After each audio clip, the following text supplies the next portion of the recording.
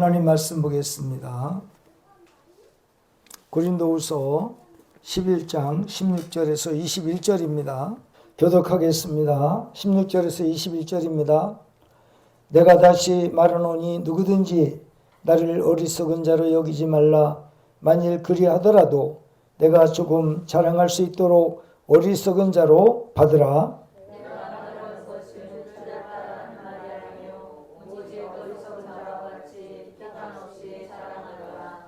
여러 사람이 육신을 따라 자랑하니 나도 자랑하겠노라. 너희는 지혜로운 자로서 어리석은 자들을 기쁘게 용납하는구나.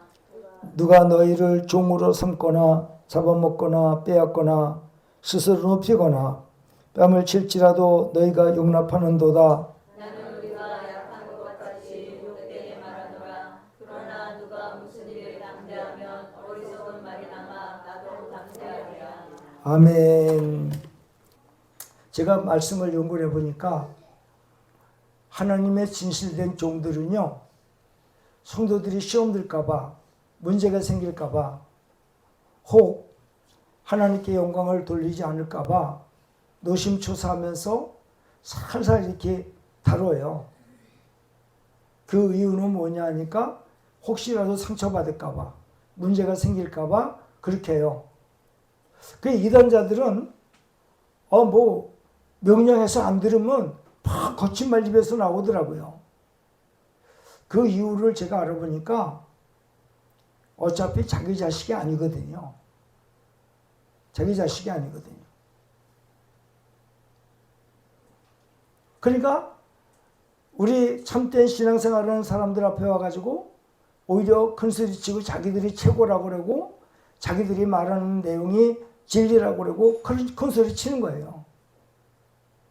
그래서 이단자들이 돈이 많아요. 재물이 많아요. 요즘에도 통일교회에서 문제가 생겨서 국회의원들한테 이렇게 많이 뇌물을 주고 이렇게 했다는 얘기가 지금 나와서 우리나라의 국회의원들이나 이제 지도자들이 많이 지금 문제가 있다고 그렇게 얘기가 되잖아요. 그래서 그들은 자기들의 목적을 위해서는 그냥 아낌없이 연결을 시켜놓고는 나중에 그걸로 인해서 파멸시키는 이런 역할을 한단 말이죠. 그 통일교회 혼음교리가 있어요.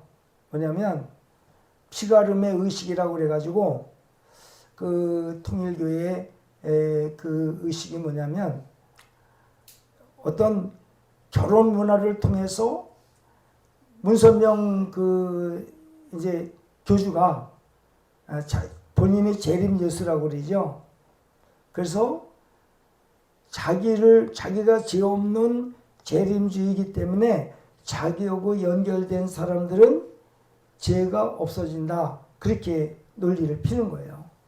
그래서는 사람들에게 합동결혼식을 시키고 거기에 교주의 의식을 통해서 그들이 구원을 받게끔 하는 그런 거예요. 근데 이 통일교를 보면은요, 재물이 엄청나게 많아요. 미국에도 그렇고 한국에도 그렇고 그 재산이 이루 말할 수가 없어요. 그리고 전에도 저와 좀 우리 그 전에 같은 교단에 있었던 어떤 여자 목사가 있어요. 성도들한테 환상을 보았다고 하면서 당신 집 팔아서 하라. 말을 안 들으면 실질적으로요, 그 악한 영들이요, 그들에게 문제를 던져줘요. 놀라게 하는 사건이라든지 그런 얘기를 하는 거예요. 그러니까 이거 안 할 수가 없어요. 그래가지고 저 김포 쪽으로, 여기 인천에서 있다가 재물이 굉장히 많아졌어요. 호텔을 하나 살 정도로 재물이 많아졌어요.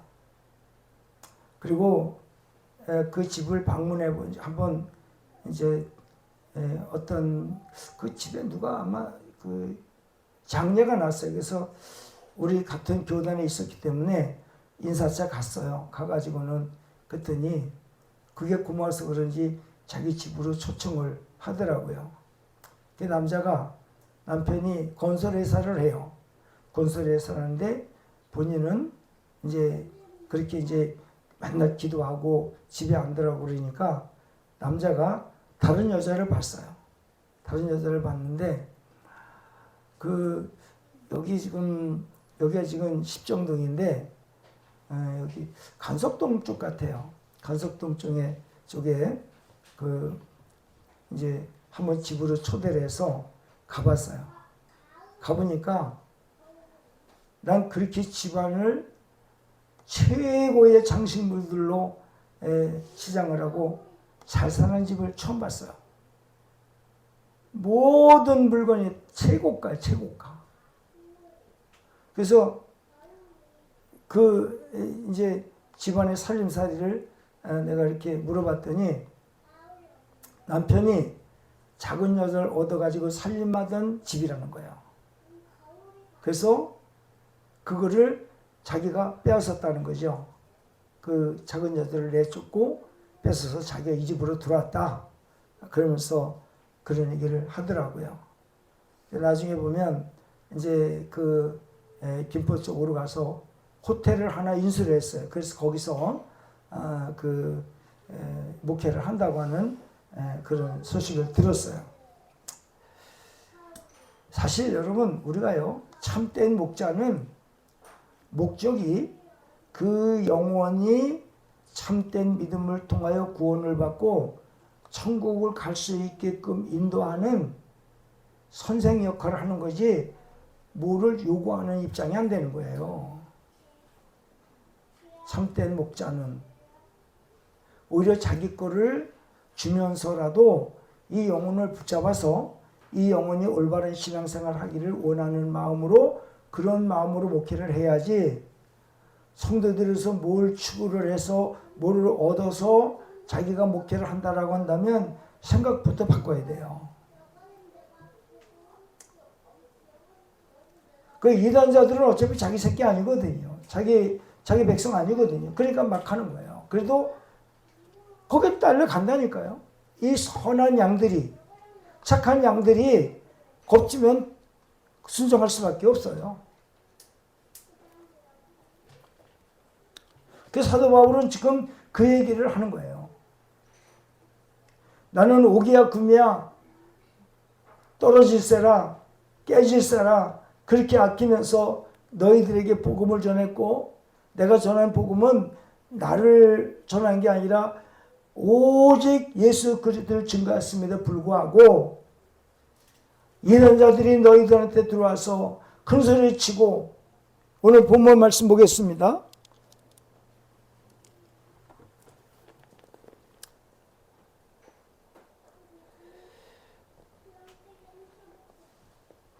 이제 19절서부터 20절까지 읽어보겠습니다. 시작. 너희는 지혜로운 자로서 어리석은 자들을 기쁘게 용납하는구나. 누가 너희를 종으로 삼거나 잡아먹거나 빼앗거나 스스로 높이거나 뺨을 칠지라도 너희가 용납하는도다. 그랬어요. 그러니까 그들이 와서 빼앗고 뺨싸대기를 때리고 욕하고 압박을 가하더라도 용납하는 거예요. 제가 목회를 하면서 한 가지 깨닫는 게 있는데 그건 뭐냐면 말씀을 연구하면 연구할수록 주의 종은 뭐를 요구하면 안 되더라고요. 왜? 하나님이 계시니까. 하나님 보고 목회하는 거고 하나님이 주신 사명 따라 목회를 하는 거지 인간이 먹고 살기 위해서 사업을 위해서 하는 직업이 아니더라는 거예요. 그러니까 성도가 잘못될까봐 노심초사 기도하고 그 영혼이 어떻게 하면 하나님께 영광을 돌리고 하나님의 주신 은혜로 살아가기 위해서 자꾸 인도하고 그를 자꾸 세우려고 하는 그런 은혜가 있어야 되는데 이 주의 잘못된 어떤 생각을 가진 사람들이 그 성도를 이용해서 자기 어떤 먹고 살기 위한 수단으로 이 자리에 쓴다라고 한다면 그건 아니라는 거예요. 자격이 없다는 거예요.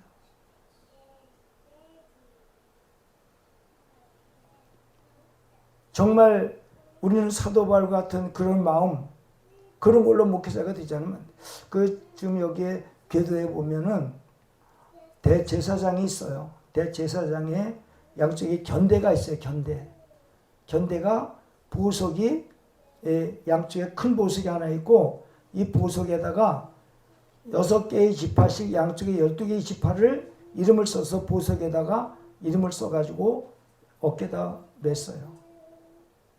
그 제사장의 직분은 이런 거를 제사장이 왜 그렇게 하냐면, 대제사장이신 예수님께서 이 땅에 오셔서 우리 정말 철없는 사람들, 수고하고 무거운 짐진 사람들, 하나님께 나와서 영광을 돌리고 하나님의 자녀 될 사람들을 어깨에 메우고 가는 그런 은혜가 있어야 대제사장 될 자격이 있다는 거죠.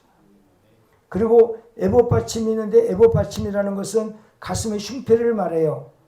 그 에봇 받침 옷이 있고 받침 앞에다가 흉패를 달았어요. 네모 반듯한 흉패를 달았는데 거기에 보석이 12보석을 깎아서 가슴에 달았어요. 그런데 그 12보석에 그 이름을, 누구 이름을 썼냐면 이스라엘 민족의 12지파의 이름을 보석 하나에다가 다 다윗이 아니라 루벤, 시몬, 레위, 또 다윗, 단, 그래서 그 보석에다가 사람의 이름을 새겼어요.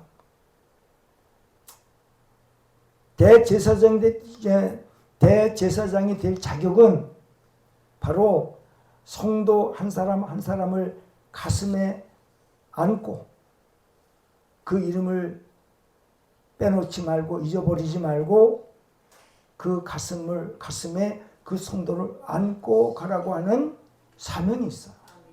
이게 기회종이에요. 이게 대제사장이에요. 예수님이 바로 그 일을 하신 거예요.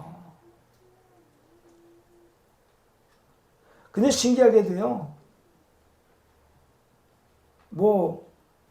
이제 저 같은 경우는 그래요. 그냥 은혜 되면 은혜 되는 대로 그냥 해요. 아낌없이. 그 스타일이에요. 그러면 참 신기하게도 하나님이 다 채워놓을 뿐만이 아니라 넘치게 해주세요. 그러게 하시더라고요. 그러니까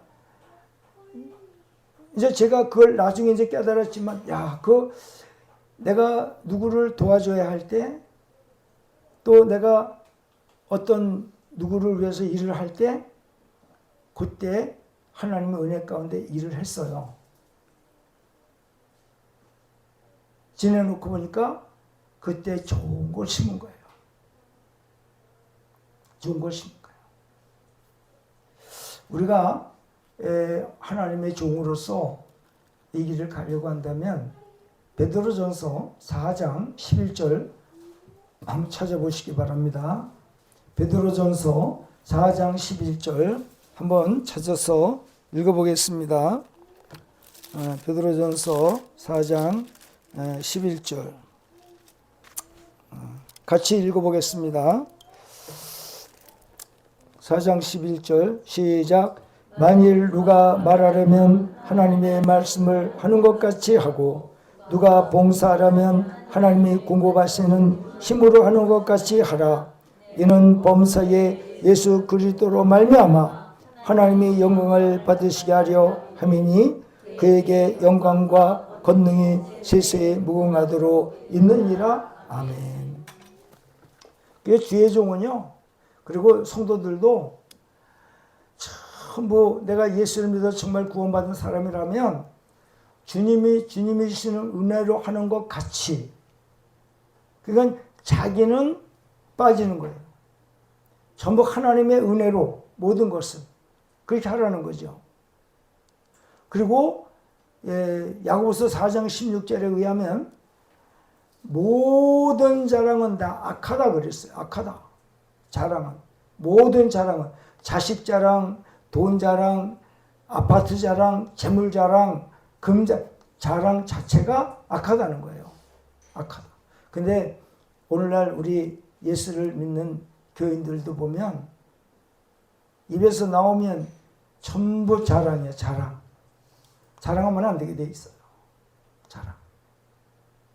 그리고 야고보서 4장 17절에 의하면 너희가 선을 행할 줄 알고도 행하지 아니하면 죄인이라 그랬어요. 그 사실은 주의 종이 이 생각이 전환이 되어질 때까지 많은 실수와 또 많은 여러 가지의 그 혼란을 겪어요. 특히 우리가 세상에 살면서 돈에 대해서 굉장히 어려움을 당하는 사람들이 주의 종이 되면 그 한을 풀으려고 그래요. 돈에 대해서. 근데 바꿔야 돼요. 왜요? 오늘 하나님께 영광을 돌리기 위해서는 오늘만 생각하라는 거예요. 내일은 하나님 거라고 그랬죠. 그래서 야고보서 4장 14절에 너희는 내일 일을 알지 못하니 안개와 같으니라고 그랬어요. 안개가 자꾸 흐르게 껴있다가 없어지면 언제 안개가 낀 것처럼 그냥 맑게 없어지거든요. 그 인간이 그렇다는 거죠. 그래서 오늘 사도 바울이 그 얘기를 하는 거예요. 나도 한번 그러면 자랑해 볼게. 내가 지금 자랑할 것이 없어서 너희들에게 자랑 안 하는 것이 아니라 나도 자랑할 게 너무 많아. 너무 많아.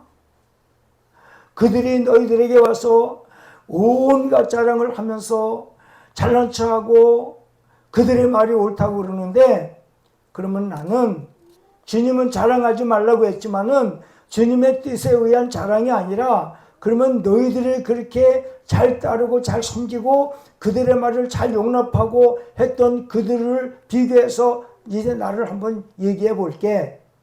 지금 그래서 사도 바울이 자기 자신에 대한 자랑을 하려고 이런 얘기를 하면서 그들을 책망하는 거예요. 근데 나중에 사도 바울이 자기 자랑을 한다고 그러면서 무슨 자랑하는지 아세요?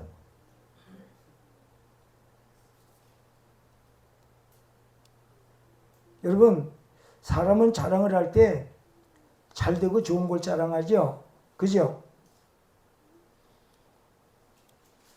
그래서 사도 바울은요, 여기서 희한한 얘기를 많이 해요.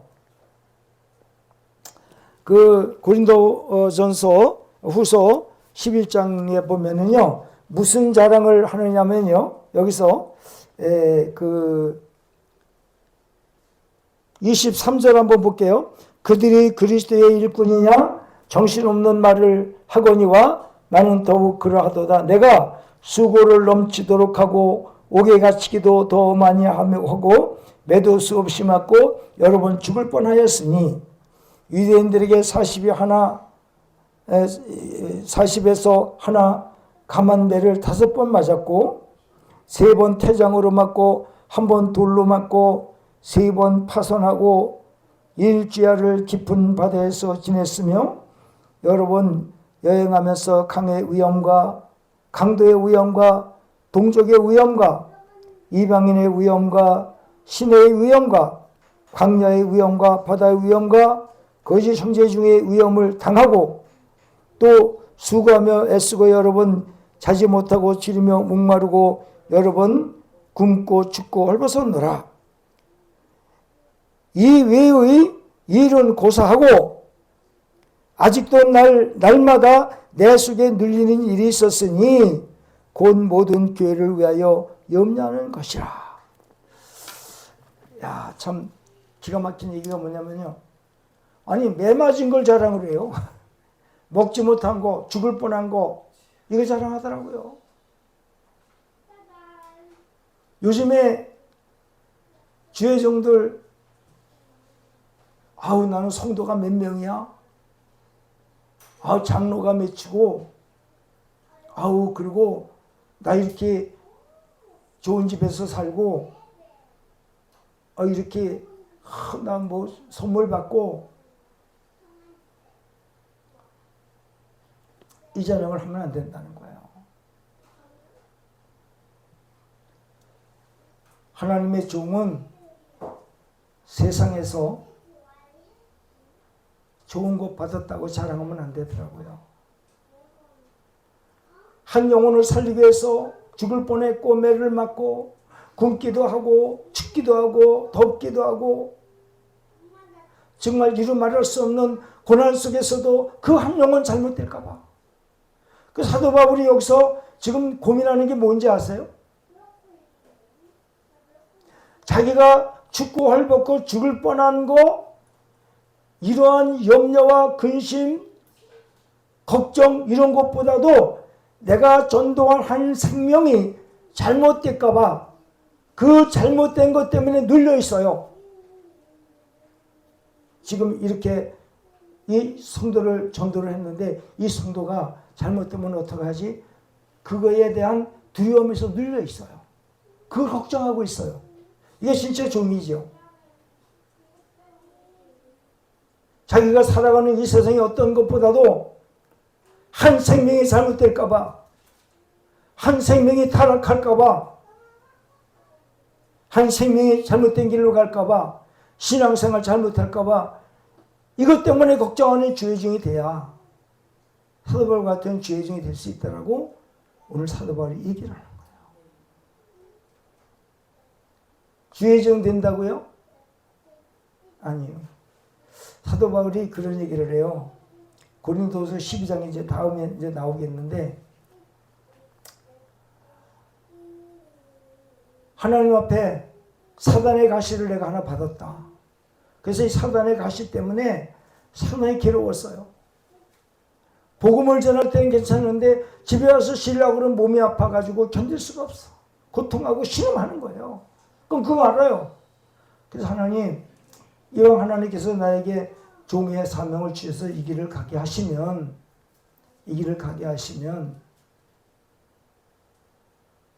나 지금 건강하게 해주셔야지. 왜 이렇게 아파서 끙끙대게 아파하고 고통하게 합니까? 다른 사람들은 병을 고쳐주면서 나는 왜 이 병이 들게 했습니까? 라고 하나님께 기도를 해요. 이것이 어디에 있냐면 고린도서 12장 7절 이하에 있어요. 그러니까 하나님께 3번 구했더니 내 은혜가 네게 족하도다. 네가 약할 때 곧 네가 강합니다. 사도 바울이 이 음성을 들어요. 야, 너 복음 전에서 능력이 나타나고 큰 은혜가 너한테 있단 말이야. 근데 네가 혹 자랑할까 봐, 하나님께 영광을 많이 돌리고 애쓰고 힘쓰고 열심히 일하고 나서 네 자랑할까 봐, 너 자랑할 시간을 안 두려고 내가 더 약하게 만드는 거야. 더 나서지라고. 그러나 내가 복음을 전할 때 너는 복음 전하는데 아무런 지장이 없어. 사도 바울이 그렇게 해갖고 사탄의 가시라는 게 오히려 감사했다고 그랬어요. 감사했다고 그랬어요.